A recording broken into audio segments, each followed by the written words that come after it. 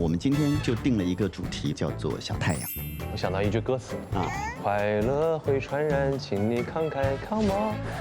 好，这个话题已经结束了。我又想到一句歌词，其实你知道，烦恼会解决烦恼。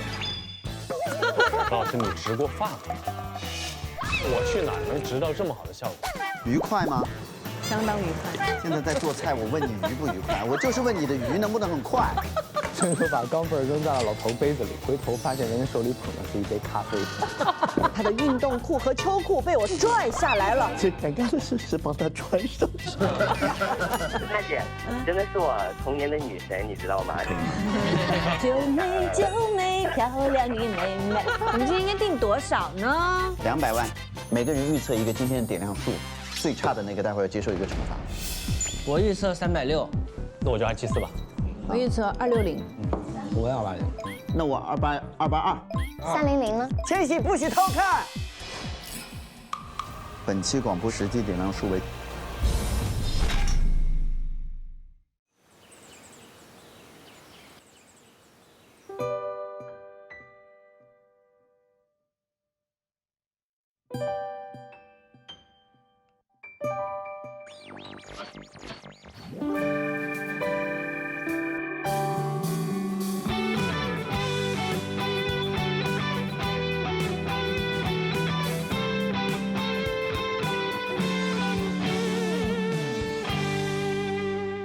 朋友，请听好，京东一下没烦恼。本节目由边听边逛买到爽的京东独家冠名播出，满口松脆，好吃听得见。本节目由脆的召唤独角兽的可爱多冰淇淋赞助播出。有问题百度一下，权威搜索快速解答。本节目由搜索就用8亿人都在用的百度 APP 赞助播出。找工作上58同城，更多企业海量职位在招聘。本节目由找工作就是快的58同城赞助播出。脖子不舒服，用 SKG 颈椎按摩仪。本节目由众多明星正在用的 SKG 颈椎按摩仪赞助播出。招商银行 APP，1亿人的财富生活。本节目由听着就美好的招商银行 APP 赞助播出。加入芒果 TV 会员，每周3中午12点抢先看正片，每周5中午12点尊享 Plus 版。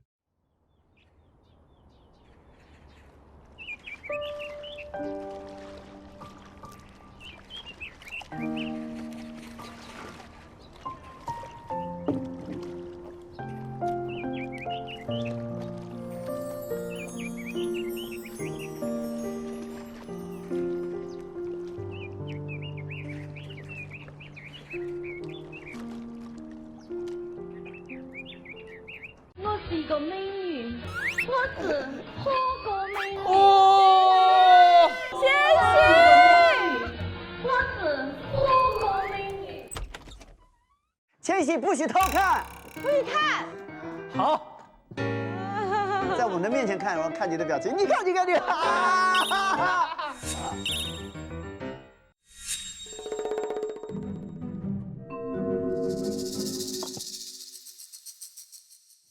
一耸肩，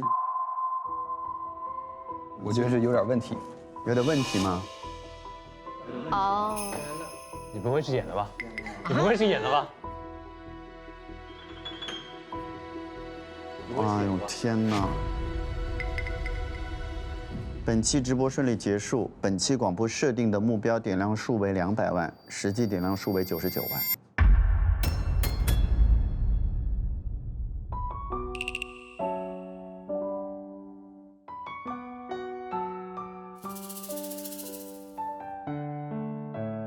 再加200万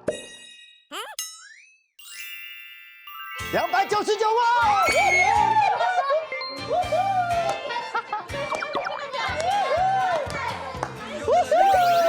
你为什么是这个表情？就很烦哎！你好会，我信了我。很烦哎，何老师。我就说380。怎么让你都输了？怎么让你都输了？为啥呢？因为你太远了。每个人预测一个今天的点亮数，最差的那个待会儿要接受一个惩罚。啊，这个意思。这样，最远的那个人，在我们剩下的5个人商量完一个曲子之后，在我们吃饭的时候再去热舞那支曲。天哪，千万不能输，好不好？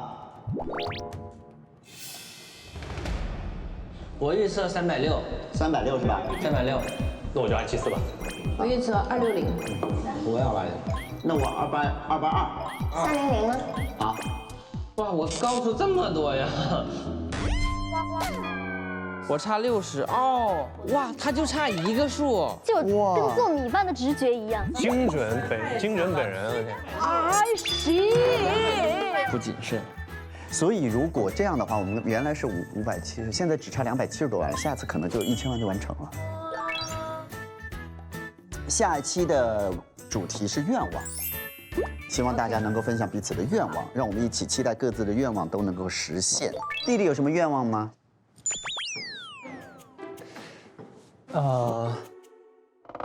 我觉得咱们这个节目就已经很慢节奏跟怀旧复古了。我说要不咱们的直播间安排很多那种特别有味道的老物件。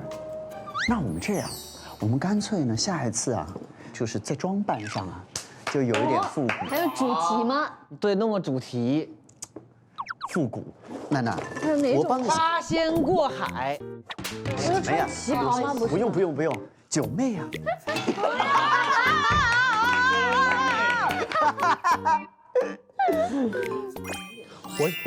我也想出来我要什么了。你要什么？如果下次达标了，咱们就要个船，在船上播。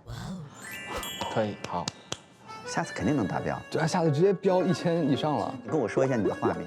首先有胡风嘛，对不对？一个船，然后大家坐在一个里面，坐在那个船里面，对，好，然后是在湖中间的，然后还是可以 call in 的，导播可以在岸上接电话，然后我们在那边是可以接的，对吗？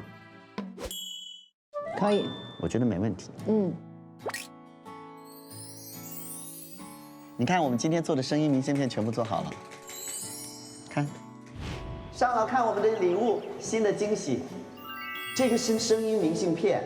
比如说啊，我们收到一封来信，然后呢，我们可以做一个声音明信片寄回给他，通过这个录音，可以把那个声音录成一段波纹，他直接用手机一扫就会听到我们的声音。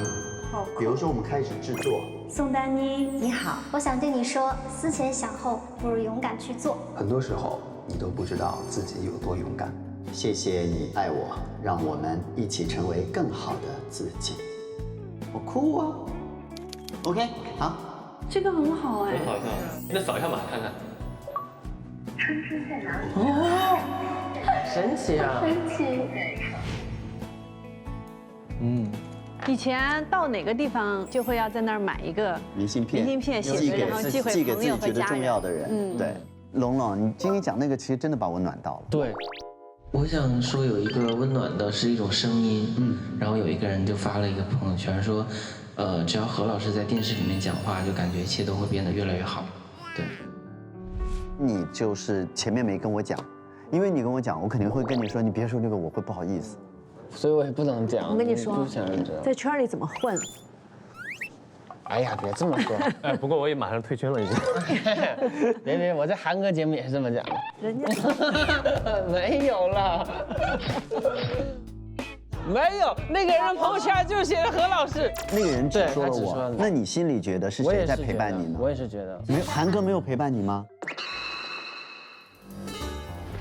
哎呀，又是韩哥可是陪伴了我。他在韩哥，你在韩哥节目里面同样的故事说的是韩哥，那就是那一段就是何老师他一换的。更可怕的是，那个节目是我和韩哥一起主持的，但是他的那个朋友只提到了我。把耳朵闭起来。但我也告别演艺圈了，谢谢大家，谢谢大家。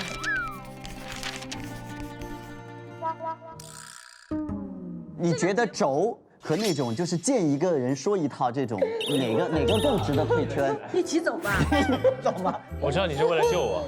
对，自己跳下去没有把队友捞起来，那不叫救，同归于尽，那叫做赔。只能说烦恼会治愈烦恼。为什么大家都觉得我和韩哥就是一定要比较，或者是就是没有，对不对？没有。我完全没有。真正的说一下，韩哥跟何老师之间的友谊长存。什么？大家不要再造谣，他们两个都是非常优秀和完美的男人，不要再比较了，各有各的好，是不是？而且他们之间也非常相爱。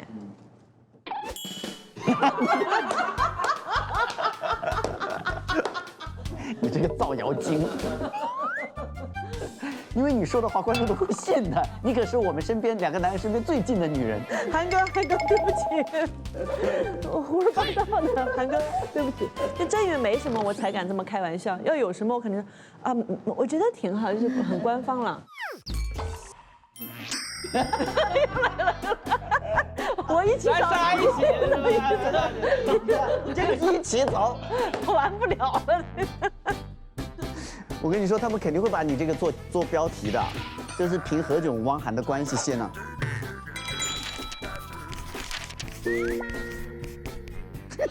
完了，你这个脸真的是完了。这样，我们去吃饭吧，好吧？你们快收拾行李，你们3个收拾行李，好吧？先走了，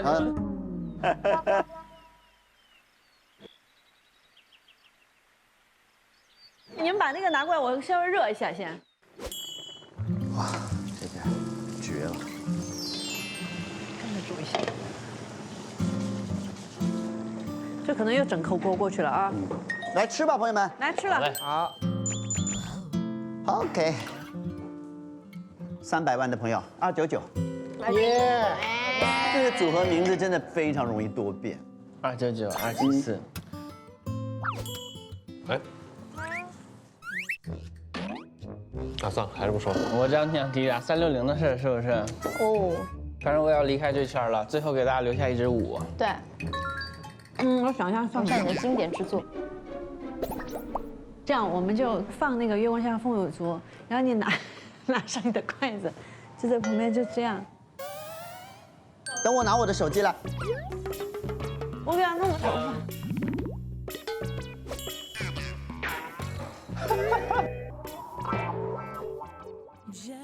我为什么要经历这些？我为什么要选362？最后的留下的作品，就是我的一支舞蹈。我不知道娜姐现在去找什么了。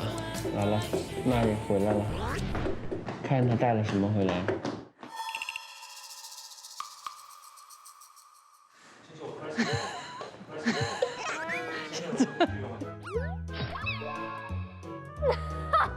哎，我只说跳舞，我没说要搞这些啊。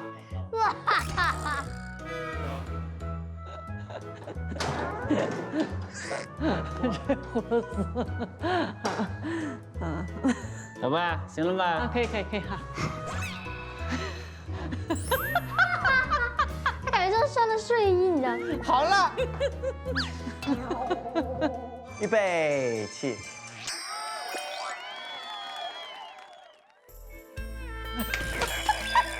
谢谢各位观众朋友们来光临我们这里，我陪大家喝一杯好不好？所有的朋友们，不要这个，不要，我们不要，我们是要看表演。哎呀，中间转一圈。哇，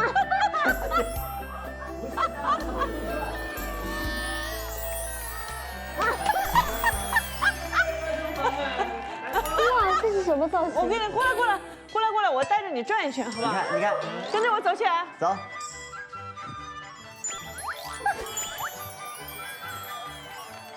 其实龙龙是会跳舞的。来。哇！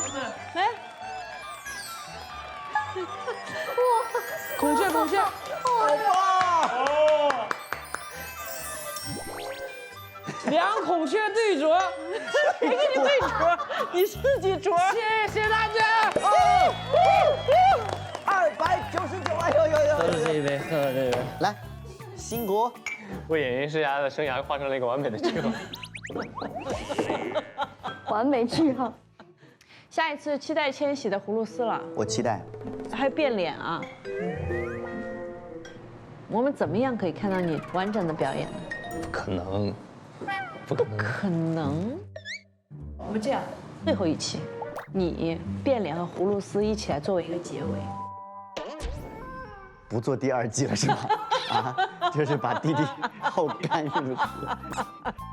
不，第1季停在弟弟噔噔噔噔，停。预知后事如何，请看第2季。除了葫芦丝和变脸，还有什么要跟我们分享的吗？伦巴什么的，有没有？拉丁。拉丁。我现在人生目标就是看到千玺跳拉丁，还有变脸，对吗还有吹葫芦丝。这样会让你幸福，对不对？对。我跟你说，你不要再说，因为千玺有可能真的会为了让你可以感到幸福，他真的可能会。会的，他是个懂事的孩子。会的，他是个懂事的孩子。下次我们搞一期回忆童年。穿上童年最让你记忆深刻的一套衣服，你就这样直接可以走，是不是？对。拜拜，马姐。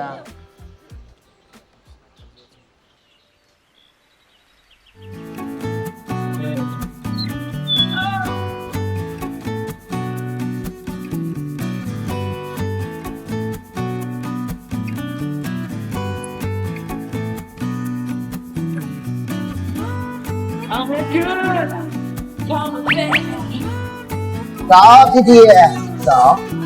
弟弟今天穿的好可爱呀，娜娜呢？娜娜在这里。哇，你为什么都是那个连体裤哎？因为弟弟要复古啊。唯一不一样的是弟弟他会弄点腰出来，你知道吧？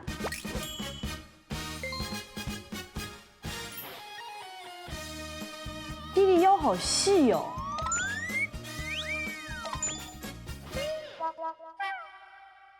你不觉得我就像是一个，好像是从那种火热的年代来的那种工人？工人。何老师，你吃椒麻还是葱油拌面？你在给我做好吃的吗？好吃的吗？油泥面，这是晒的那种，不是油炸的面。哦，特别好吃吗？我要葱油的，谢谢。点点呢？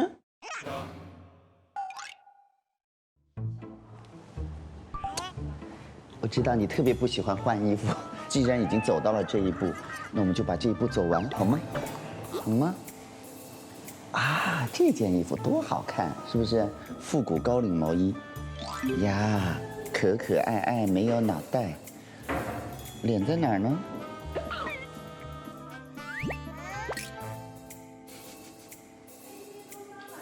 哎，看高领毛衣穿出来的效果，挺好看的。好看吗？好看。好了，好了，得到了大家的肯定，我的宝贝。何老师，你说，马上准备去418的京东宝贝趴。京东宝贝趴是4月7号到4月19号的，对，在哪里呀？京东呀，那里有很多的优惠，还有满减优惠。你知道什么叫满减优惠吗？就是满多少多少减多少多少。我可喜欢这种活动了。你们可以给宝宝多买一点，没有宝宝的可以给自己的家人的宝宝多买一些。谁还不是个宝贝呢？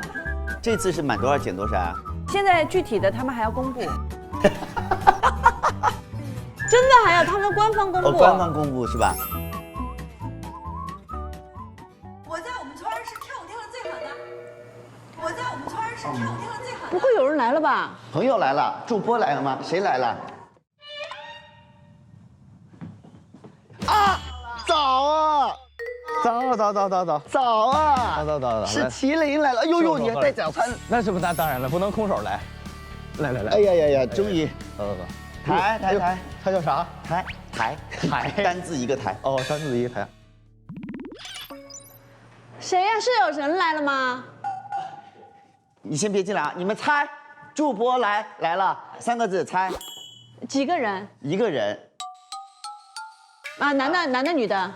男的。男的，他是演员吗？他是演员，但他不只是演员。他是主持人吗？他可以是很好的主持人。他是歌手吗？可以是很好的歌手。所以现在他都还不是，都还不是。不是，就是他很全能，全才。全才？他是组合的吗？他来自一个非常有影响力的团体。是偶像团体吗？很多人把他们视为偶像。那就还不是。很多人视为偶像。我知道了。谁？他讲相声吗？他讲相声。德云社。郭德纲。你猜对了一半。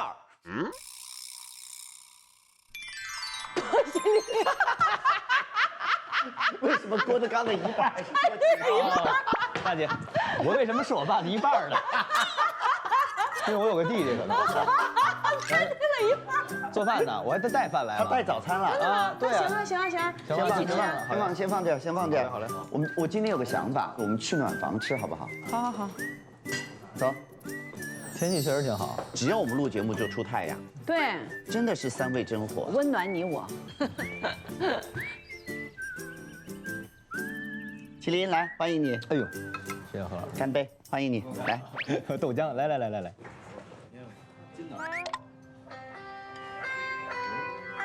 是不是外面有人敲门？我们没听见。有没有？好像是有一个朋友要来。王枪，是真的枪吗？枪你在哪儿啊？真的假的？你是不是到门口了？我没听见门铃。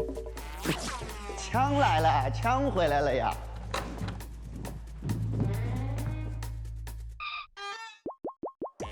没来呀，没来打什么电话呀？啊，何老师啊！哎，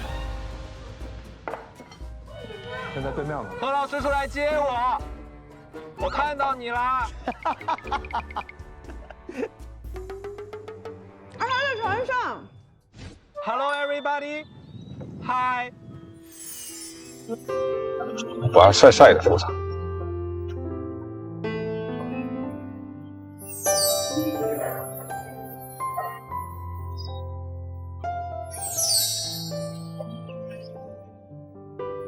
他为什么选择一个酷炫的出场方式？你自己慢慢来啊，因为我们还要吃早餐。来吧，继续吧，咱们继续吧。因为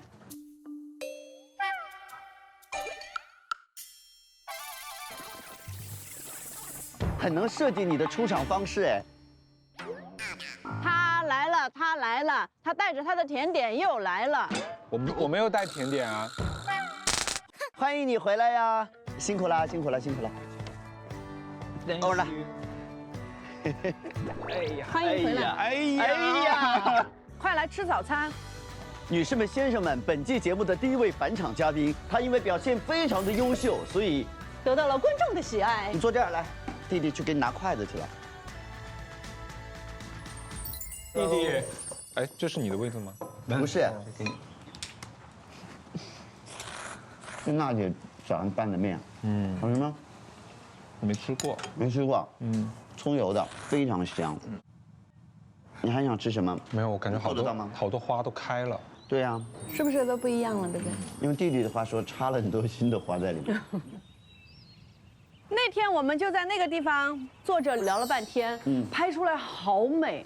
就我看到镜头里面，我说我怎么那么美，太美了，你知道吗？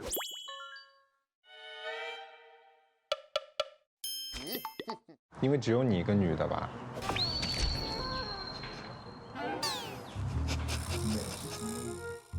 是不是？今天热身怎么热得这么快？是的，是只有我一个女的，怎么了呢？所以就是娜姐的美跟她美是没有关系，只是因为她是唯一一个女的。我是唯一一个女生。因为美是来形容女生的嘛，帅形容男生嘛。那可是我刚才我也没说我是这里唯一的一个觉得美的人，对不对？我也没觉得你是唯一觉得美的呀。吃菜方向。传 ，Hello， 这边把他送走。救我，何老师！把他送走，这边已经完事儿了。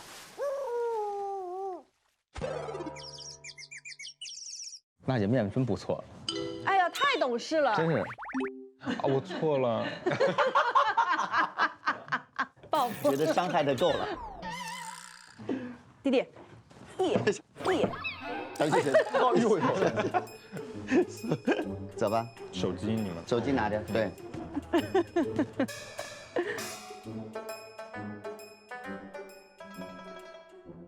长沙发生了什么？长沙什么？来信了吧？应该是信来了。短沙发。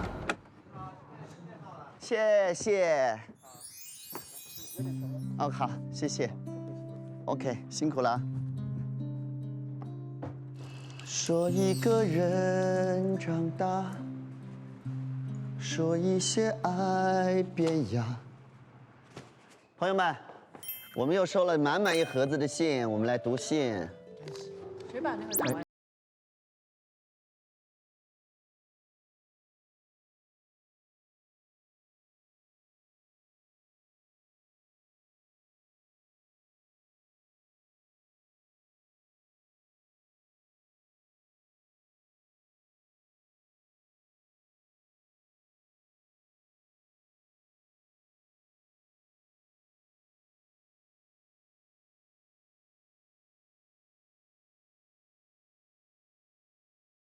你来一个。我在老板发出“大家中秋节快乐，注意身体，不要过度劳累”的信息后，发了一个不听的表情包。情急之下，我赶紧撤回，手忙脚乱的点成了删除。还得截图哪个不听？叠。重点是所有的同事都谢谢老板那种，这种都是这样，他说不听。行，不听。这是一位来自内蒙古呼和浩特的朋友。最近他的新招英文式醉酒，劝酒用英语。Come on man， 养鱼呢 man， 就是一个字儿干啊。Do you know what is 干啊？什么 drink，hurry up。Don't stop， 自己还押上韵了。人 be happy，you know，love yourself。我是真不知道拿他咋办了。P.S. 这个当事人超喜欢千玺，让弟弟劝这位大哥吧。哎，劝酒不是让他喝酒？对，就记这个，劝他不要喝那么多酒，好吧？来啊，大哥您好，我是千玺。Please drink slow down， 谢谢。我一直都知道 IT 男大多数都很直，但却没想到这么直，直到让我感到迷惑，他到底喜不喜欢我呀？第一次他邀请我去他家玩，我在小区找不到那栋楼，结果他说我在窗户这拿一个强光手电筒给你照着，你看着这个光往前走就是了。当时我就觉得莫名其妙的好笑。后来我俩就是像在逗猫，经常一起吃饭、看电影啥的。那天我就约他晚上吃饭，他爽快地答应了。但下午我开始发烧，就跟他说我发烧了。本来以为他会关心我一下，没想到他就回了一个哦。于是我愤怒地给他发了语音：“你哦哈哦啊，哦啥哦？哦，哦哈哦啊，哦哈哦啊，哦哈哦。”感觉人生已经到达了巅峰。哦哈哦，好嗨哟！不会说话吗？你偶啥我呀？请求广播小站支招。我懂这个男孩的感受，这个男孩觉得这个女孩在拒绝他。放男生那边讲，估计就是另外一个故事。怎么个说法呢？在男孩那个角度看，那一面之词都是啊。男孩就说：“哎，晚上要一起吃饭，我太开心了。对，看来有机会呀。就没想到我都准备好衣服了，要出门的时候，突然这女孩说她不舒服了，发烧了。我心里想说，哦，原来是我自作多情，可能这女孩只是试我一下。就从另外一个角度来听这个故事，就会觉得说这个，哎，怎么回事啊？那我也不知道说什么呢，我只好打个哦。然后他这个哦表示没有很确定这件事情，就是不想回复你了。就是对，首先第一点，这男孩肯定喜欢你；第二点，这男孩吧确实比较直，他也不太会来事儿，所以呢，你呢就别绕弯子了。你也喜欢他，你告诉他。来个这个，这封信呢，他烦恼的是接受不了他爸对他的爱。就平时他会突然想到一个问题，就来考我，提一些历史、地理这类问题。只要我一回答不上来，就会惹怒他。比如说我笨，说我没脑子，干啥不行，甚至会动手打我，导致我很没有自信，会自我怀疑，会想我是不是真的一点优点都没有。其实他是讲就是教育方法。对，如果说可以听我们这个节目的人，可能也有爸爸妈妈，其实我们可以跟他们多一些输出，就是教育孩子可能少一些这种方式。真的要多鼓励，因为鼓励出来的孩子，真的出来工作也好，出来见人也好，整个身形和包括散发出来的那种气场，都是招人喜欢的，是招人喜欢的。我记得我小时候梦想是要当邓亚萍。然后我爸就说：“我觉得你可以。”我爸妈，然后我就每天放学就开始去练乒乓球，练了一段时间，我说我又有一个新的想法，我想要去当郎平。然后那个说你可以，你可以。然后我就开始进校队练排球，但就是我不管讲任何天马行空的想法，他们都会第一时间说，我觉得你可以。你一看就是从爱里面长大的，对，鼓励，我觉得所以你能很容易带动周围的人欢乐，就是认可。而且我觉得，就是我看这个咱们现在教育现象，就是要么就是这种给孩子打压到死，要么就是溺爱到死，就特别两极分化。就其实就是应该找中间的这么一个度，平衡点。平衡点就是一定要给孩子自信，不能让他自傲，也不能让他自卑。所以说教育孩子太难了，特别难。千玺，你带弟弟难吗？我跟我弟倒没有讲过什么特别重的话，是吧？对，讲道理的话。他突然就特别想吃这样东西，可是这个东西不适合他，那你怎么？就如果是，比如说太辣或者怎么样，对他肠胃不好，那就先让他试一下。哦，你就弄一点点，说你看这是不是很辣的？这哥哥太缺德了，太给我吃辣的，我这也有一个，也是父母的，我已经25岁了，可是感觉自己还没有成年，因为我妈管得太严了，让我没有独立的感觉。我现在都已经读研了，还被要求每天11点前回家。国外读研期间，生活费每周给一次，怕我乱花钱，怕我冲动消费，到月底饿肚子。我这么大了，从来没有自己买过衣服，都是妈妈给我买的。其实我也知道我妈爱我，但是不管大事小事都要被她掌控，我自己感觉呼吸不过来。我真的很想独立，但是又怕提出来伤她的心，我该怎么办？千玺是男孩儿女孩儿？男孩儿。男孩儿啊，男孩儿啊。他出去跟朋友吃饭，他妈只给他50块钱。我的天！他写了，他说因为他没有多余的开销，所以交不到女朋友。哎，男孩是到多大的时候你就会想到自己去，喜欢上一个衣服，想要穿这样的衣服，或者什么时候？我小时候喜欢什么衣服，就是因为家里经济条件不好嘛，但是我爸爸手特别巧，我喜欢什么衣服，我就跟我爸说，我爸就会给我做。哎呦，这个太了不起了！我爸爸也太厉害了吧！我印象特别深，他做了一件荧光绿的，当时，哇，很超前呐，超潮流的。我记得我妈跟我说过，说我从幼儿园开始，我妈每天骑自行车带我回家，我只要一放学，我就跟我妈聊今天发生什么，每天都聊。然后我嘴特别碎那会儿，就每天都聊。然后后来慢慢长大，小学开始到初中吧，初中那会儿应该就慢慢心事儿多了，就不太怎么跟家长就掏心窝子的沟通。有一点隔阂。我是前段时间又感受到了父母的温暖。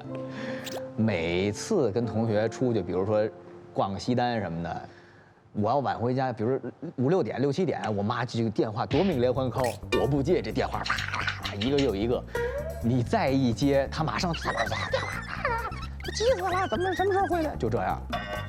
我是从家搬出去，我自己在外边租房住的时候，我一下。没人，这回世界都是我的，没人管。我想几点走几点走，我想去哪儿就去哪儿。我晚上12点有朋友约我出去，我也出去。他其实就是管理方式太严格了。这个妈妈，就是你越晚放手，这孩子就越晚学会飞。而且这孩子被压得太久了之后，他心里那个逆反心理，就是除非你控他一辈子，那这孩子就对啊废了。就在于说话的方式，你肯定不能是不要再管我了，我自己了，这就是商量，一定跟家长，我觉得只要你商量，就他愿意拿你当一个平等的去对待，就是他愿意听你的商量，听你的意见的话，我觉得就能说。对。哎呀，有没有人要吃可爱多？填一填，好不好？哎，弟弟去吧。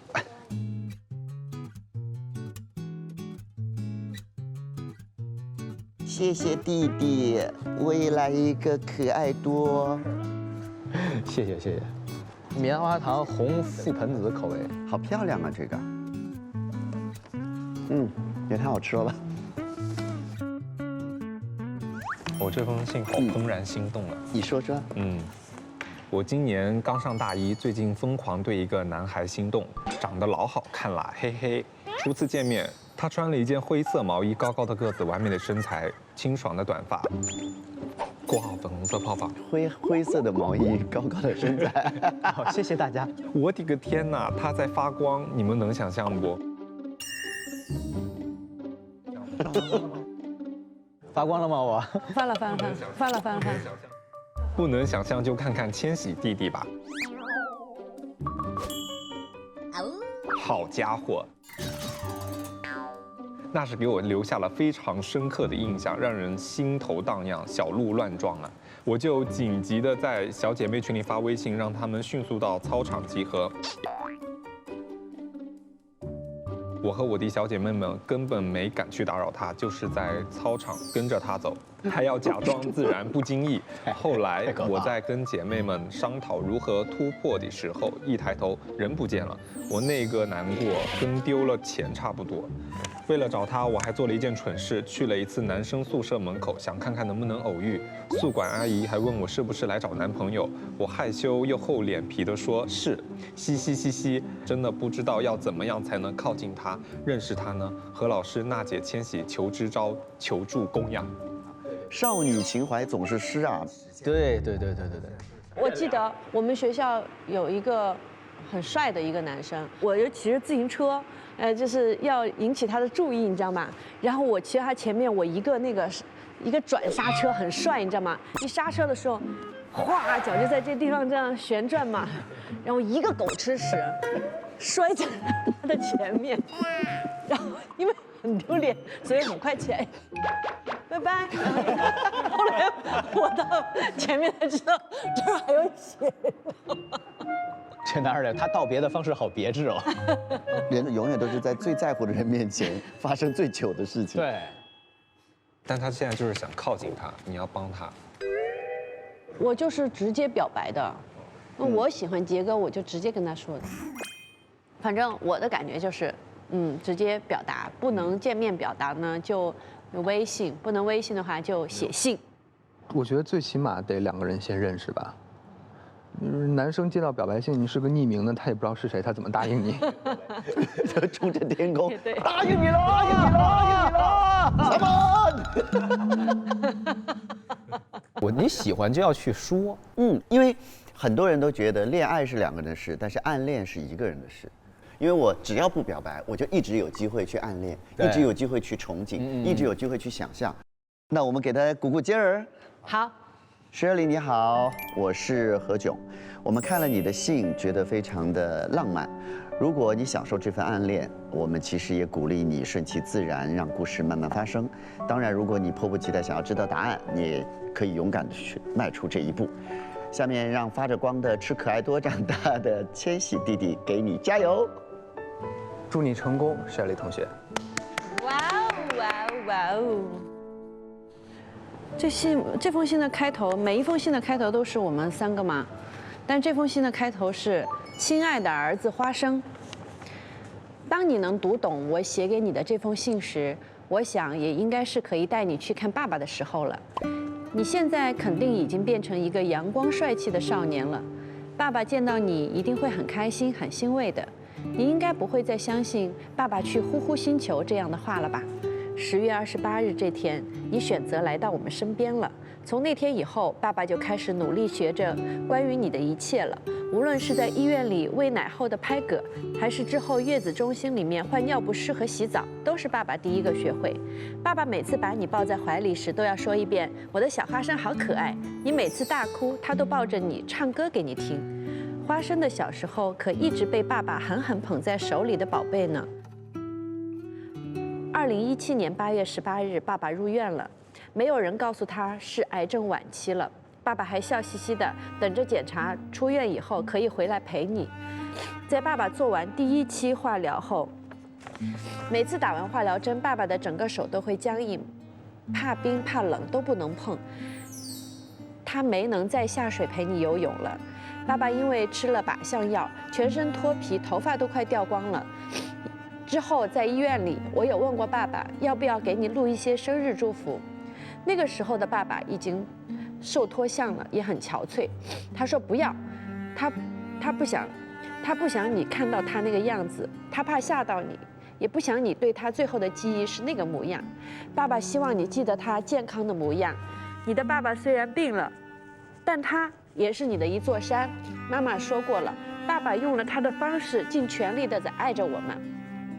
3月2日的清晨，爸爸突然说想给你买份礼物。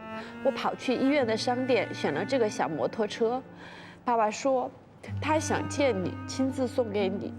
然后爸爸就没再说过话了，他的器官都衰竭了，他都没有办法控制自己眨眼，就那么一直睁着大大的眼睛。外公外婆把你带到医院时，我告诉爸爸，花生来了，他马上把手伸进枕头下面，把这个车子拿出来就要递给你。他真的是很用力的在记住这个动作，不自然的声音到我止不住的哭。你好大声的喊爸爸，可是爸爸好像看不见你在哪里。他用尽力气跟你说了句：“花生要听话”，就真的再没有说一个字了。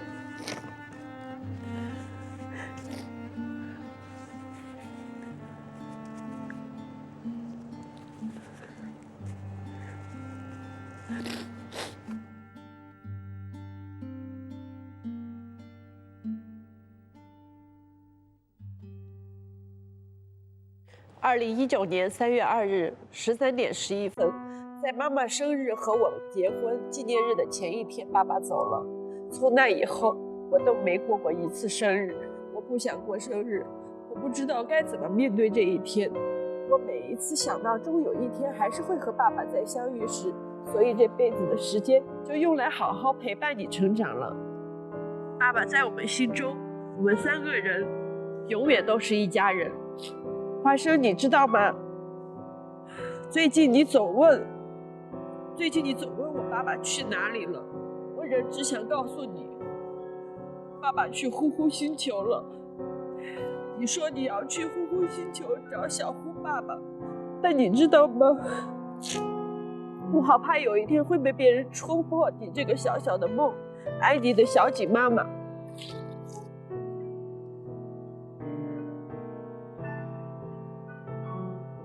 然后他还寄了一些照片来，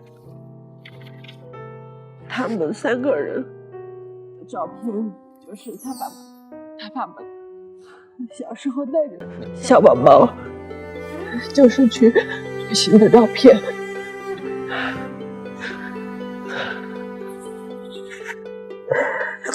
看到这些照片，就觉得其实那个时候的快乐有多少，他后来的应该就有多少。看这个照片，好温暖。过生日，我过生日的时候，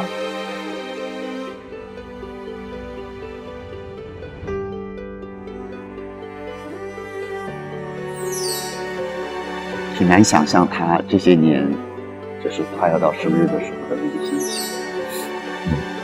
我每次听他这样的信的时候，我都觉得，其实比你看过的任何的文字，就是那些创作的文字，都要来的有力量。因为好像就是生活是最好的笔者，就是每个人用自己的经历写下的文字是没有办法自取的，就用生命力去写的。对对，最简单的字都有最强大的力量，因为它是真情实感。我觉得花生我不担心，因为这个妈妈一定会把花生照顾得很好。反而我是觉得花生的妈妈就是内心的那种压力很大，压力。她先生走了之后，她又再也不过生日了嘛，因为她先生走的就是她的生日的前一天，而且她先生一定非常非常爱她，因为他们结婚的日子也是定在她生日的那一天，就是失去了很爱的人，她还是应该每一年的，就生日还是应该被记住的。我觉得我们也没有太多的语言可以给她。对，我们就一起说花生妈妈生日快乐，好不好？要传递给她快乐、健康、向上的一个，让她听到这个声音就觉得，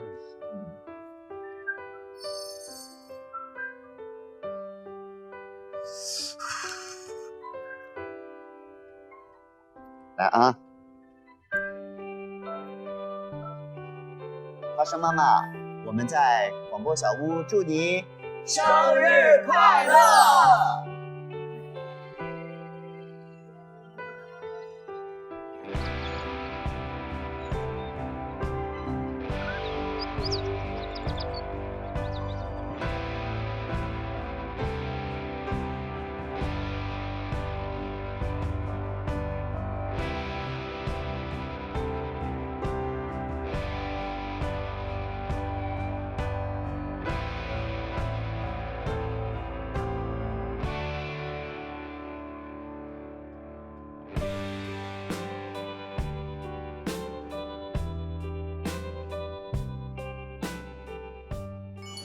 致节目组，致何老师、娜姐，你们好。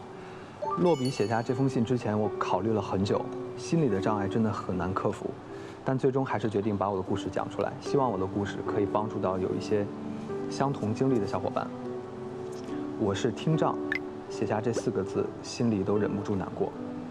医生诊断是遗传性神经性耳聋，目前的医疗水平是治不好的。医生摇头的那个画面，现在还刻在我的脑子里。我知道那意味着什么，意味着我一辈子都不可能像正常人一样出去倾听这个世界，听不见虫鸣鸟叫，听不见清风细雨。从问诊室转身出来那一刹，眼泪就忍不住地夺眶而出。母亲看我这样也非常难过，就拉着我去卖助听器的地方。我家当时的经济条件不允许我购买昂贵的助听器，所以最终只买了一个100多块的廉价助听器，希望它能帮助我听清课堂上老师讲课的声音。然而事实证明这是不行的，依旧不能完全听清楚老师说的话，一半靠听，一半靠猜。最难过的是同学们一起朗读课文，或者身边同学大声嚷嚷，就好像商铺门口那种大喇叭的声音，声音既大又嘈杂，我需要立刻拔出耳朵里的耳机。耳朵就这样多次被高音震过之后，我慢慢放弃了戴助听器的想法，直到我大学毕业。他还读完大学，真棒。如果说听障导致我还有什么遗憾的话，那就是戴上助听器后不能听到的声音还是挺多的，比如很想听一场德云社的相声，想去听一场演唱会，因为胆小又自卑，也一直不敢去尝试。喜欢何老师很多年了。最有感触的大概就是何老师携《栀子花开》去北外宣传，北外携子各国语言联唱《栀子花开》给他听，最后喊了一句“何老师欢迎回家”。他当时后退的那一下特别感人，我第一次感受到声音也是有力量的，强大的支持化作力量压向何老师，才会让他后退那一步，连拿话筒的手也开始抖，这点给我感触很大。如果何老师在旁边，希望能够有机会再通信见。此致敬礼。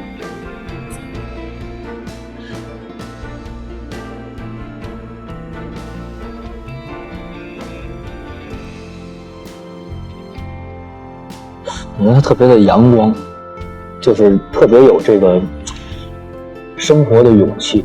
像这种受过大的挫折的人，才没有那么多小的爱人，对，根本没有时间去期期爱爱的去抱怨这个抱怨那个，他就是每天都在努力，热爱生活，这是热爱生活。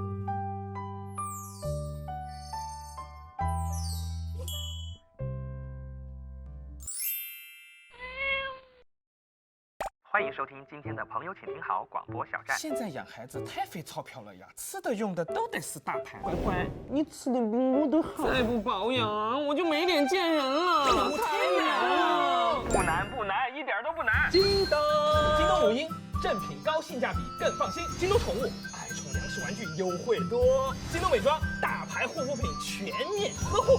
逛京东，生活所需一站购齐，正品爆款随心抢，超多优惠买到爽。京东。现在是百度 APP 搜索专线时间。喂，何老师，白头发越拔越多吗？不会，但你可能会秃。喝骨头汤会补钙吗？不能，反而可能长肉。饭后喝酸奶助消化吗？瘦脸吗？就可以助眠吗？不对，都不对。何老师怎么这么厉害？是百度 APP 搜索厉害，这上面有10万个专家随时为我解答，有问题百度一下，权威搜索，快速解答。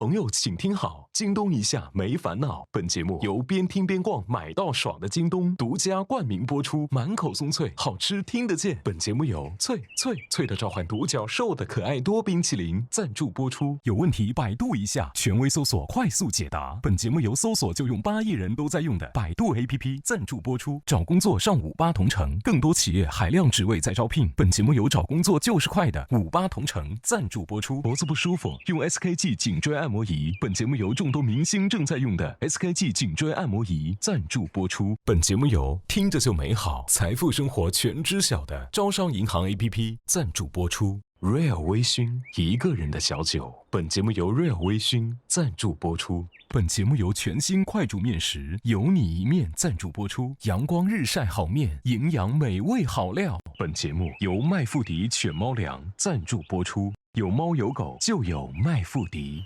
好羊奶选蓝盒。本节目由新西兰原罐出品的蓝盒羊奶粉赞助播出。每周二中午12点，朋友请吃好；每周六中午12点，喵喵请听好；每周日中午12点，朋友请直播。更多完整内容尽在会员版。下载81用户都在用的网易云音乐，畅听节目独家音频。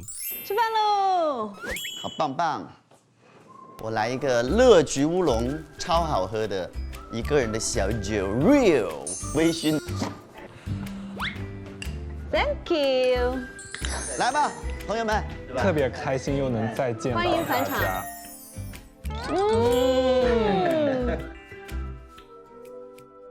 千玺，你觉得在场所有人里面谁的穿着最复古，并说出3个理由？要3个理由了，太难了。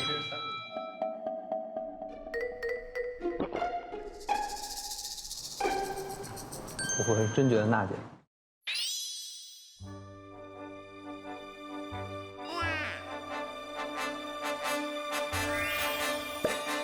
其实就一个理由，因为这裙子我小时候经常看我奶奶穿。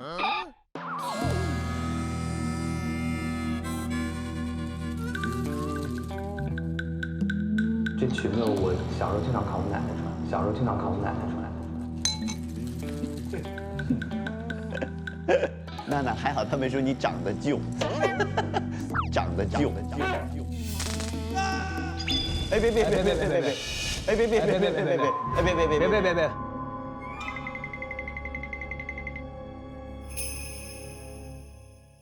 我这个裙子是有一些开叉的设计的，是有一些开叉的设计的。太吓人了，辣眼睛，辣眼睛。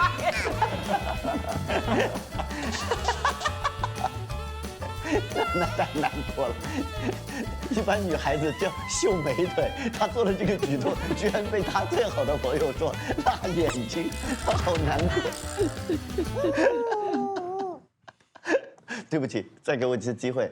对，我这里还有那个开叉的设计，但只不过里面穿的是 legging。什么东西？什么东西 ？legging， 这 legging。娜娜这个腿部线条非常好。你看那小腿有线条，但是又不粗大，不粗大，不粗大，怎么了？好，那你形容女的粗大？不喜欢这个形容吗？生气了。娜娜今天早上本来想认证自己在阳光下的美貌，被王腔一语道破说，当我看到镜头里面，我说我怎么那么美？因为只有你一个女的吧。被最爱的弟弟吐槽说，这裙子我小时候经常看我奶奶穿。被自己好朋友说粗大，说辣眼睛。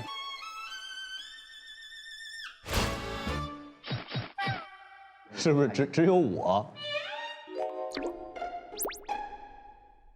对你不错？你在旁边笑什么呢？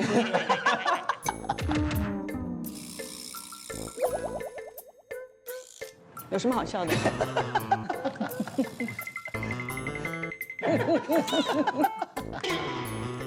我发现人真的要稍微休息调整。弟弟昨天稍微休息一下，剪头发，今天颜值爆棚，很好看哦，特别好看。今天你第一天回来我没认出来。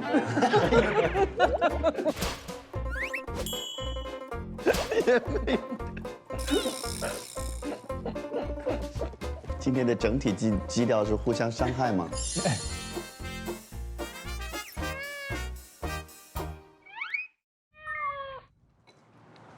哎呀！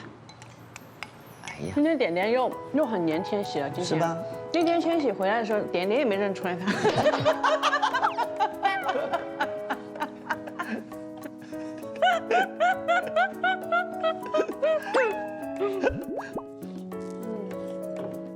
那我们去开会了，好吧？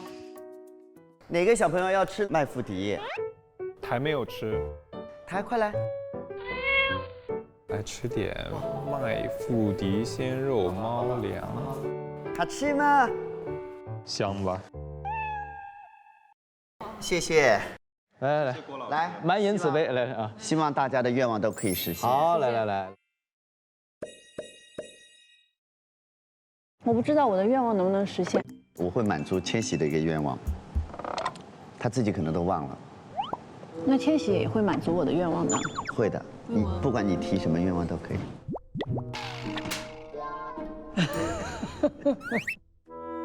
弟弟有一种不祥的预感。我已经猜到了大概是什么了。你说是什么？大胆的说出来，说出你的故事。吹葫芦丝吗？是好想。对。葫芦丝只是一个出场表演。节目组今天应该准备要葫芦丝吧？我去找找。我好想看今天千玺穿着背带裤吹葫芦丝。看电视上好多才艺人拿鼻子眼吹葫芦丝，你看过没有？对，鼻子眼。对，千玺今天表演的就是用鼻子眼吹葫芦丝，难度太高了。娜娜，你的愿望实现了。葫芦丝吗？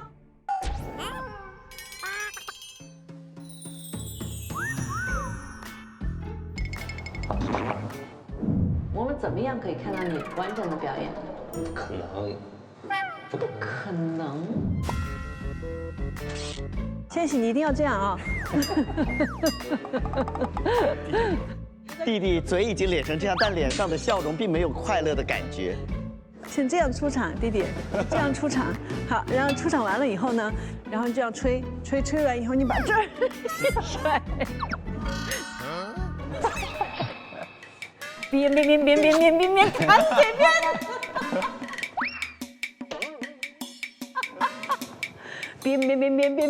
砍哪边？弄完了以后，你整个披风去掉，里面就是一身那种绿色的裙，跟我互动，然后就会拿起葫芦丝，这样走回去。弟弟，今天有时间排练一下，满足姐姐这个心愿。非常严肃。吹背别放。我们今天还是得在节目里面满足一下我们听众朋友们的愿望，好不好？好。因为我们有在这个微博上面来跟大家分享愿望，有朋友想听，希望有更多大学生的烦恼或者是分享，还有呢就是3位真火对彼此的印象，还有就是想听千玺说相声。你就跟千玺，你俩来一个，我们在旁边帮你们叫好。我想想，我好好想一想啊。有压力了，那我们就去准备来。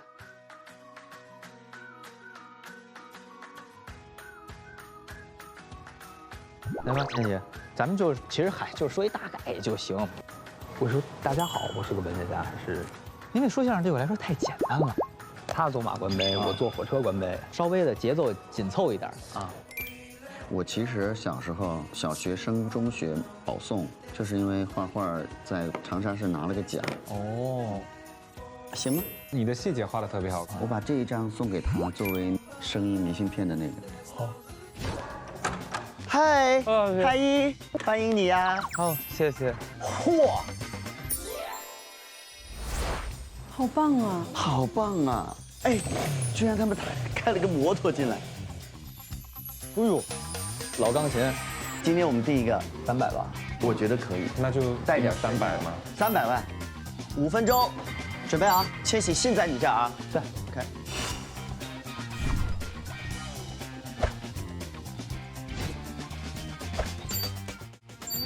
倒数时间1分钟。好，现在倒计时，3、2。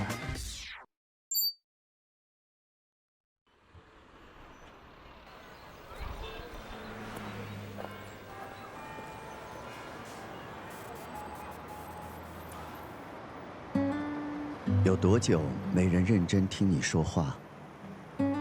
别怕打扰，我们在听。如你所愿，朋友请听好。朋友，请听好，京东一下没烦恼。本节目是由边听边逛买到爽的京东独家冠名播出。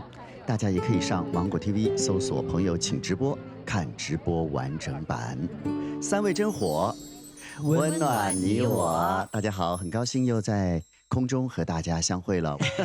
今天除了我们3个之外，在晚上8点的时候和大家在空中相会的还有2位非常可爱的主播，其中有一位呢是我们很高兴他又回归了，再一次回到了我们的广播小屋，来欢迎他。大家好，我是王锵，欢迎我们的深坑回来了。欢迎。另外，大家在今天的片头当中也听到一个非常温暖的声音啊，一个听起来很有质感，感觉这个声音的主人就是那种风流倜傥、英俊潇洒、高大威猛、才高八斗的感觉。他到底是谁呢？请他来给大家做自我介绍。正是在下，大家好，我是郭麒麟，小郭。好，今天呢，我们5个将会在直播间里来陪伴大家。今天呢，又是一个非常美好的日子。我们长沙的天气今天又是非常的好，阳光非常的棒。对，我不知道在收听我们节目的全世界的不同的地方的朋友们，今天过得怎么样？我们这一期节目的主题很美好啊，叫做愿望。我的愿望是希望我今天晚上进入甜蜜的梦乡之前，可以听到千玺吹葫芦丝。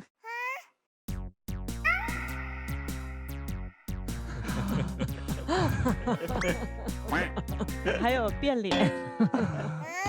广播节目，我想知道怎么听变脸。通过咱们的反应啊，哇，变了变了。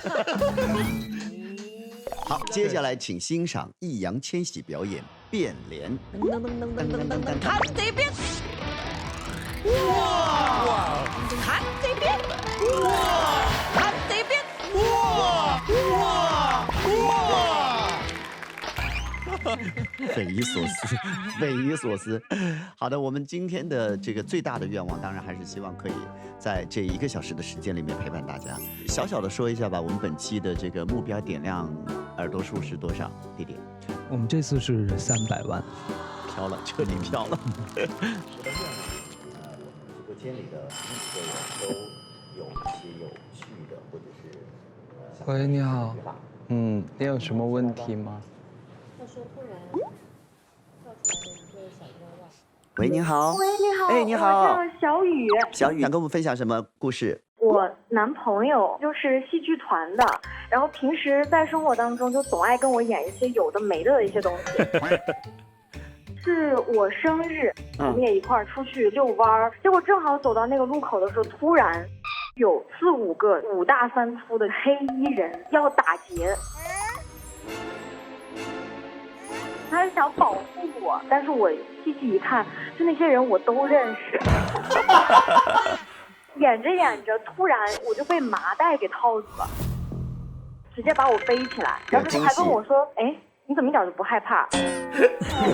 我觉得我离当场去世就差那么一点儿，谁会觉得这是一种生日惊喜吗？我觉得大可不必。然后我就最近也是在跟他沟通嘛，他觉得生活那么平淡，我就给你一点点火花，让你的生活不平淡啊。觉得有本事他就这么折腾一辈子，真的。大家都说只有对方觉得好笑，那才是一个好的玩笑嘛。就是有些玩笑，就是可能尺度不要开得那么过，是不是就会好一些？其实从另外一个方面来讲，你的男朋友还是很花心思为你的生日的，可能就是，这个尺度和这个频繁度呢，你要跟他多聊一聊。千玺小朋友，这怎么说呢？我觉得很幸福啊。虽然说有时候会尺度玩笑开大一点，但我觉得这需要让男朋友也考虑你的感受嘛，对吧？对吧？但我觉得这算是一个非常幸福的烦恼。反正你就跟他约法3章，危险的不要弄，比如说会扰民的啊，不要弄；有安全隐患呢，或者说真的会伤到你们2个感情的，这些不要弄，对吧？其他的小发挥就交给他呗。对，然后那个有听众弹幕说，记得让你男朋友加一句台词：“你保护世界，我保护你。”可以的。看过《少年的你》是不是？我真的觉得她是来秀恩爱的。我觉得她男朋友特像堂吉诃德，然后她愿意为了他就一次一次的像风车冲锋。我觉得是这样，如果她男朋友有了真正的一些表演的工作，可能这方面的热情可能会稍微低一点。关键有了别的舞台和观众，就会放过小雨，是吧？对，就是会平衡一些。那个时候小雨可能会有点落寞了。当年你是只为我演出，只有我一个观众，是不是？好，那么最后我们请那个千玺来送一句朋友的话给你，好吗？好，不要思考，去感受。哇，这个好。这个就是感受到了麻布袋，无法思考。好，祝福你了，小雨。问你男朋友好吗？谢谢。好，你们幸福。谢谢。我们来接听下一个电话。你好。您好，是何老师吗？你好。您叫我小朱就可以了。小朱你好。我是在北京，那我就单刀直入。单刀直入，好，我们来个爽快的。是这样，我跟我媳妇儿经常因为做家务这事儿就发生争执。就是两个人都做家务这事儿，其实我是挺赞的。但我去做了吧，他又嫌我做的不好。然后我本来工作就很忙了，我是真的不想花太多的时间就在这些事情上。有没有可能是你表达了一种，就比如说这个家就是我来做主，会不会是有这种情绪，然后让您的太太有一种逆反心理？我给您举个例子吧。好，就是我的衬衫就比较多，然后呢，我媳妇儿就要求我把这个所有的衬衫啊，就是从深到浅，然后裁一溜，按颜色挂好。我要是哪天放错了，他就直接把所有衣服全都给我扔出来了，他让我重新挂。然后像家里边咱们平时穿的那个 T 恤，就要像那个商场里边卖出来那样叠，也是叠的不好，就直接给我扔出来了。嚯，军训啊，大哥！然后我就跟他聊天嘛，我说你看我平时工作挺忙的，然后也给家里边挣了不少钱，我呢就是每个月4万块钱左右的收入，然后我媳妇儿呢是1000左右。是不是可以在这个家务方面让我稍微轻松一点？然后我媳妇儿就不行了，就直接就火了。她就说：“你在那上班，难道我在那玩吗？”所以你看，你其实踩中了一个点。我不觉得收入，比如说你比太太的收入高10倍，你就可以少干家务，或者说他就应该多干家务。倒不是这个意思，是他心里也可能也在默默的这么去比较了。但是呢，他最怕的就是你提这个。我觉得其实就是您爱人可能是觉得您在家庭当中花的时间有点少，他其实是爱您的，希望您能够把一些精力放在家里。当然我也体谅您，知道您在外边工作也很不容易。但是其实我觉得给您爱人最好的不是说把这衣服叠多好，把地擦多干净，是给他一个安全感。这个是挣多少钱都换不回来的，让他觉得他生活在一个幸福的家庭当中。我觉得我媳妇儿脾气特别大，当然我还是很爱她。下次他再扔衣服，你冲上去一个热吻。好方法，好方法。刚才他说到这个事业的压力，其实现在大家压力都挺大的。对。那么我们常常说家庭是港湾嘛，可是你知道再平静的港湾，它也还会是有波浪的。那么这些波浪有的时候就是我们生活的一个必要的一个调味剂。我反而觉得有担当的男人，不是表现在你挣多少钱，或者是有多少忙碌的工作，而是说你在太太，比如说情绪上因为压力受到波动的时候，你能够是那个安抚她的男人。而且两个人在一起吧，时间一长，特别容易被繁重的工作啊、柴米油盐，会把一些最初两人在一起的感受会磨得比较浅。那我觉得在这个时候，需要热吻多一些，比如说你们两个都有空的时候啊，去一个约会，比如说我们今天就是去外面吃个饭，烛光小晚餐，然后他也会忘掉那些就是烦事儿。还有的时候时不时你回去给他一个小小的惊喜，哪怕是一朵小花或者是一个小布偶玩具，让他感觉到哦，你有小心思，小心思。其实有些东西他会慢慢柔软下来。那个我觉得小朱是肯定能解决这个问题的。我们请在这方面非常有经验的千玺送他一句朋友的话。从来没有一种坚持会被辜负。哇，好适合，爱的坚持也是太适合了。对啊，好，谢谢小朱，谢谢啊，祝福你啊，好，再见，再见。刚才忘了问小猪和太太是不是已经有了宝宝，但是呢，我觉得现在既然是到了京东福利时间，我们就把这份福利送给我们刚才打电话进来的小猪先生，他呢将获得由京东母婴提供的挚爱礼盒一份。4月7号到4月19号，京东超市宝贝趴活动来了，母婴大牌5折抢，神券狂撒，优惠多多。我相信这位小猪先生的太太，如果有机会听到这一段的话，她一定会感到非常非常的温暖的。对，其实两个人相处就是能够在一起生活那么多年是很不容易的，每个人都有一些小问题、小缺点。因为我自己以前也是经常就是打开抽屉拿完东西，我就不会有那个下手把那个抽屉关了或者什么的，就是还是被杰哥说好了，说半年，后来我也老记不住，后来他也这样。我以为他就默默的帮你收，赶快来接听下一个电话。喂，你好。怎么称呼你啊？我叫六六。是这样的，我发现我好像就总是忍不住跟我的好朋友做比较。我俩从小就认识，就总是免不了家长会把我们放到一起去比嘛。我们平时啊也会一起去逛街，就越看就是觉得那个衣服穿她身上就是比我穿的要好看。包括谈恋爱的时候也是，有一次她男朋友来找她，是坐的火车来的，坐了好像有20多个小时吧。然后后来我男朋友说要来我家这边玩，我就跟他说，哎，你别坐飞机来了，你坐火车吧。他就觉得我莫名其妙。为什么我发小男朋友可以做到这个，我男朋友做不到？就是还是觉得我发小会过得比较幸福。你知道吗？你这种感觉，我以前小时候跟我姐姐也会是这样的。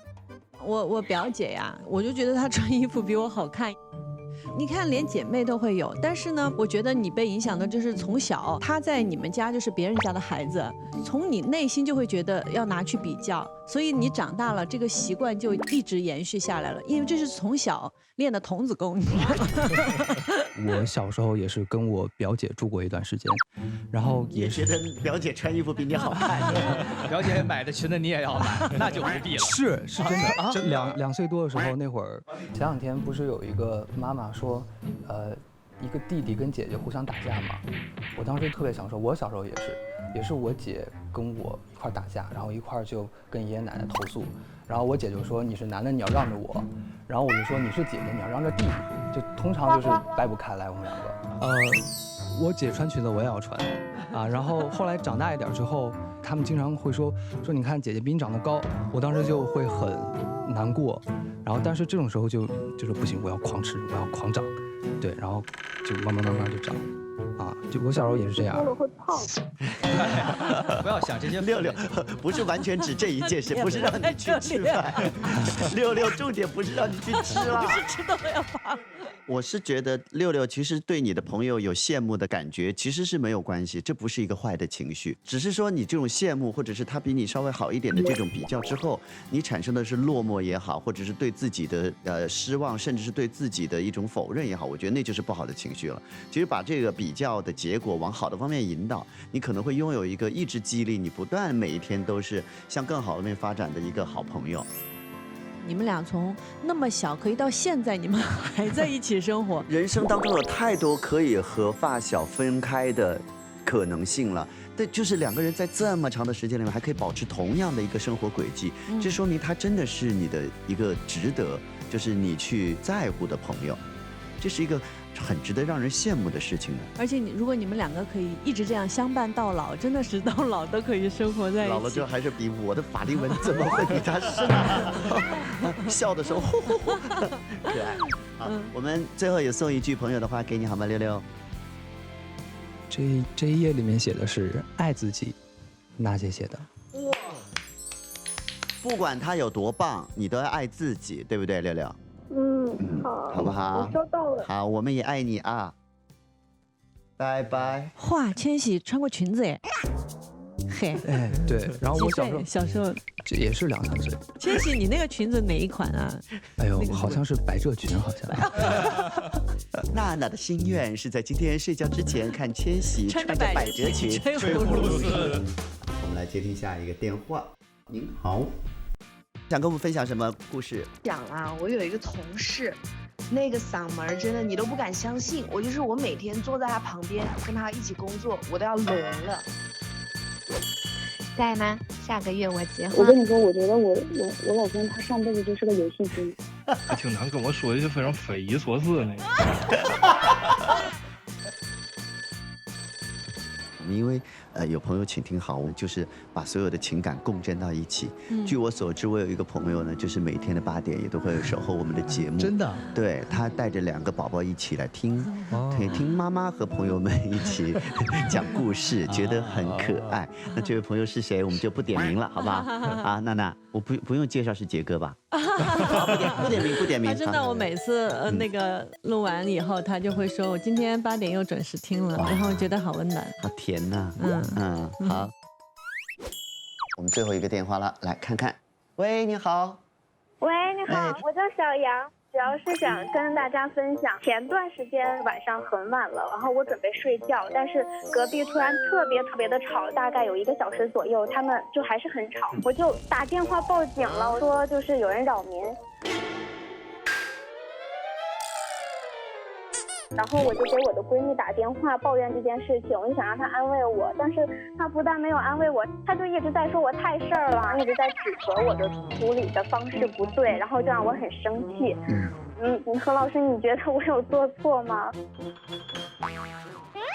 就是我除了报警，没有中间的，比如说有物业啊，就是半夜了，他们是一帮男生，他们在喝酒，我一个女生，然后就有点害怕，明白，所以就只有报警了。明白。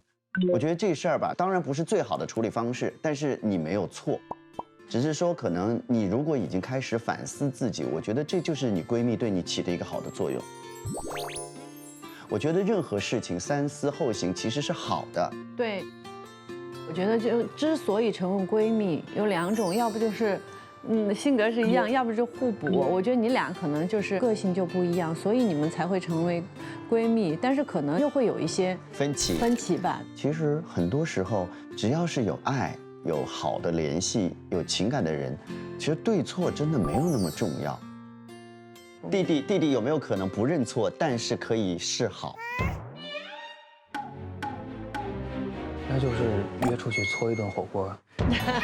是不是你想着待会儿要吃火锅？好，我们请千玺给你送上一句朋友的话好吗？小杨，天使之所以会飞，是因为他们把自己看得很轻。就是跟朋友之间，有的时候把友情看得重一点，把对方看得重一点，把自己看得轻一点，很多事情都比较好解决。祝福你和你的闺蜜可以早一点吃上火锅，好吗？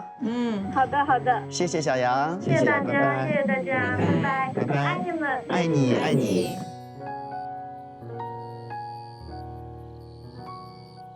我用的是招商银行 APP。哎，我也用哎。啊，这么巧，我也用招商银行 APP。哇，你们都用同一种银行卡吗？不，任意银行卡都能使用招商银行 APP。这么厉害！而且部分理财产品1分起购，出行天有红包，生活缴费、电子社保卡一站办理。招商银行 APP 这么厉害，88溜！哎，你怎么走了，娜娜？我去下载招商银行 APP 啦。你为什么不在这儿下？哎呀，广播间不能带手机呢。哎。哇，太成功了，有那味儿了，有点像那个广播了。中茶广告就是这个样子。我们今天最后要打一个电话出去，因为今天下午呢，我们在读信的时候呢，弟弟读到一封我们都觉得很有分量的信。那么我们也会在今天把电话打出去，跟佳儿呢好好的道一声感谢，同时，我们有一个小小的惊喜要给他，对不对？好，我们看他是不是已经在线上了。喂，您好。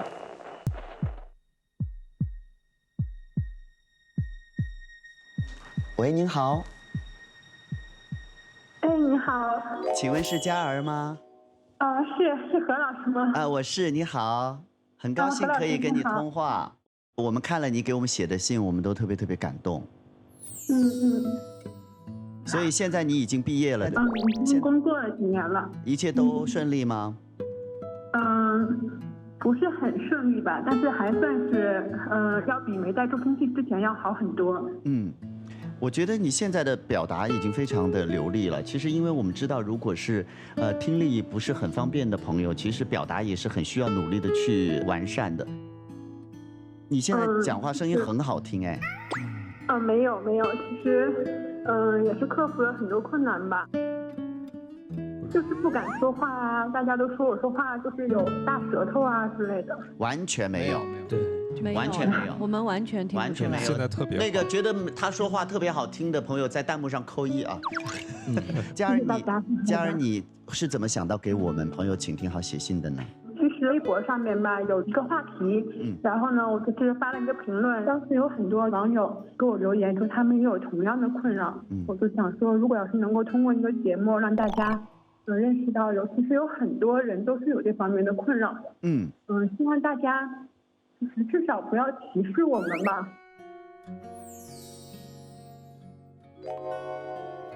你真的很了不起。而且你的经历也好，或者是你做到的事情，成为很鼓舞我们的一个力量。我觉得我们就是没有见过面，但是我今天只听你的声音，我对你这个人的感觉就是很自信，而且中气很足，很阳光。我觉得，我们其实5个人最想要对你说的2个字，就是谢谢。信里你说，因为不知道到了现场之后，身边的观众的那个欢呼声，对你来说你能不能承受？所以你到现在为止也从来不敢去听德云社的相声。你好，佳儿，你好。你好。哎，我是德云社的相声演员，我叫郭麒麟。大林。哎，对，是我啊，我们特别的。大林你好。你好。看完你这封信之后，我其实是受到你很大的鼓舞。你是真正敬畏生命、热爱生命的人，我觉得比我要强很多很多。我觉得你是我的老师，我从你这儿学到很多东西。佳儿，电话挂了之后，一定记得收听后面的精彩内容，好不好？好，谢谢佳儿，保重啊。好，谢谢何老师，谢谢大林。好，棒棒的，好。哎呀，是什么惊喜啊？今天下午有2个小朋友呢，也很认真的准备了一个声音礼物。今天下午有2个声音礼物。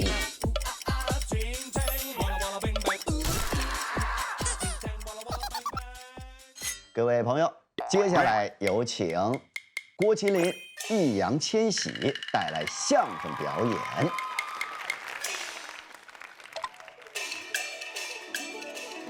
听说很多观众想听我说相声，那是啊，那我可能得让大家失望了。怎么呢？因为啊，我压根儿不想说相声。也有道理。千玺是一个演员，也是个歌手，是个舞者，他没有必要去说相声。嗨，您刚才说的那些事儿啊，也是我随随便便干出来的。嚯，千玺特别的自信啊！随随便便就干得这么好。因为我最大的成就压根儿不在那些事儿上面。我最大的成就是在于我是一个文学家。易烊千玺是一个文学家，这真是没听说过。那您有什么大作吗？我现在出来那些大作可能太高深，给大家看，大家也看不懂。那您这就是吹牛。那您说了半天，您有什么能耐呀？那我随随便便说一个能耐啊。古代的走马观碑，您听过吗？操！我以为什么呢？您这蒙得了别人，蒙不了我。走马观碑啊，说的是春秋战国时期，苏秦苏季子，有这么一门绝学，骑在一匹高头快马上，行驶在大路上，路旁有一桶石碑，骏马飞驰而过。苏秦回头一看，碑文写的什么，记得清清楚楚，这叫过目不忘。你行吗？我也行。他走马观碑，我可以坐火车观碑。嚯！对，您说这火车跟马，您看哪个快？那火车快。前2天我坐火车从长沙去北京，坐火车，你说咱中国那高铁那速度多快？那快啊！那道旁有一石碑，火车疾驰而过，我就瞟了这么一眼，那上面那碑文我就记住了，写的是岳阳，倒背如流，杨岳。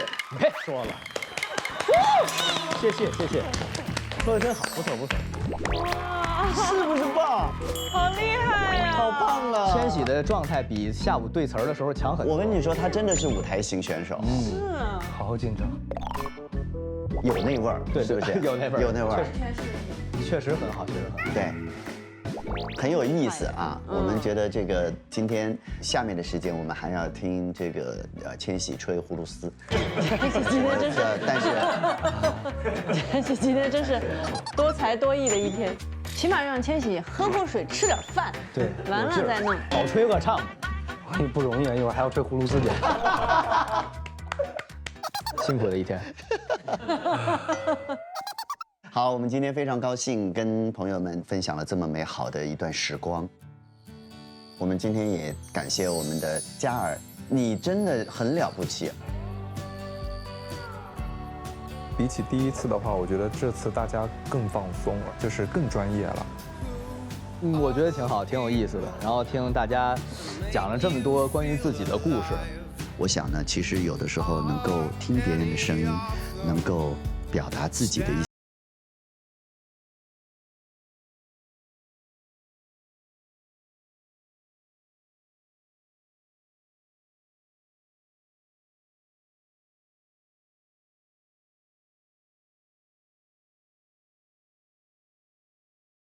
啊耶！耶！我能不能换件衣服啊？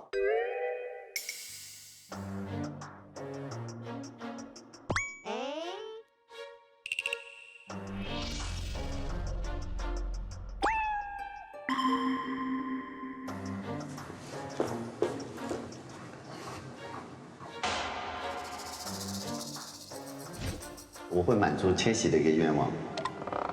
他自己可能都忘了。妈呀！你记不记得你刚考上中学的时候，我在微博上跟你互动，然后你说希望有一天那个何老师穿上校服，咱们两个合拍。我有一套，我今天带了2套，我们可以换上这个衣服。当年的心愿，酷酷酷。那我去换了啊。好。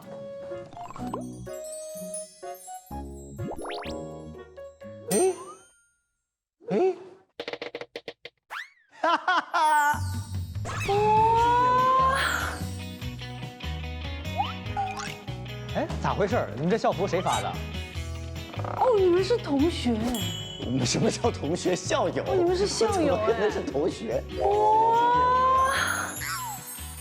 就是你们这样穿着，要说是同学，我真的可以相信，是不是？是，真是。快，在这边吧，好不好？我们在那个台阶那坐着拍，好不好？好棒！耶！当年的心愿，酷酷。你说希望有一天穿上校服，咱们两个合拍。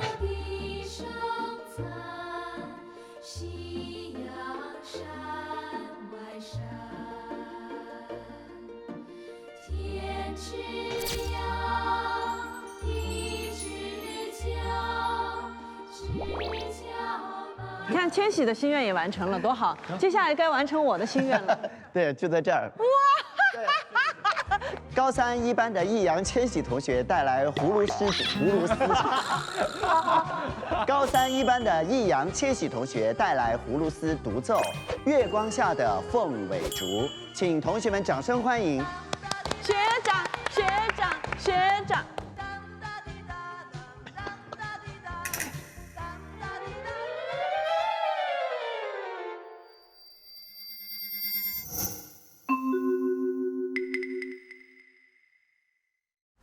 今天要做广播剧，要说成那种译制片哦，亲爱的，哦，亲爱的，哦，亲爱的。我是太阳之子，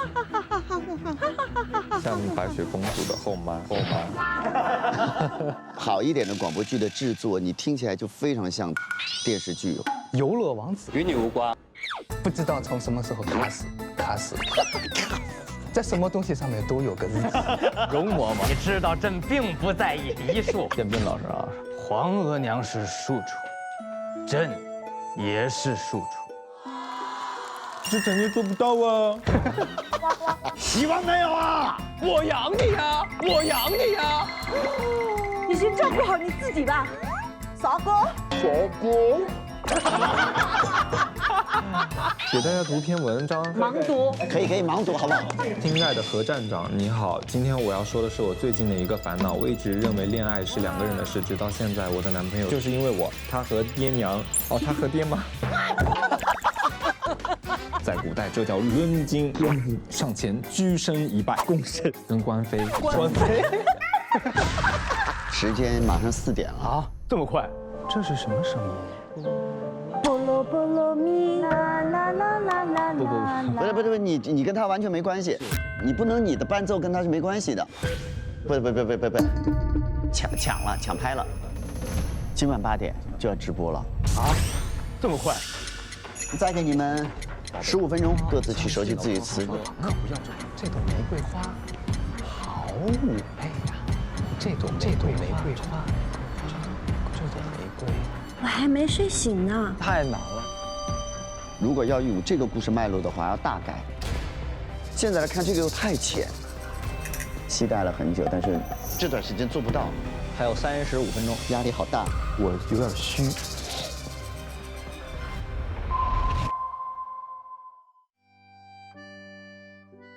上微博搜索“朋友，请听好”话题词，和嘉宾一起为听众答疑解惑。感谢特别合作媒体微博台网、微博综艺首席合作新闻媒体新浪娱乐、新浪新闻客户端战略移动资讯平台网易新闻、网易娱乐、网易号。感谢独家知识短视频合作平台秒懂百科。秒懂百科，世界如此简单。新闻客户端平台界面新闻、凤凰新闻、1点资讯、萨卡尔。特别合作平台陌陌 WiFi 万能钥匙、闪萌。有道云笔记电台合作975摩登音乐台106.7石家庄音乐广播。感谢网媒支持：凤凰娱乐、搜狐娱乐、新华网、中国青年网、中新网、北新网、环球网、国际在线、中国网、千龙网、粉丝网、中国娱乐网、360娱乐、猫扑娱乐、红网、华声在线、新浪湖南、大香网、大众网。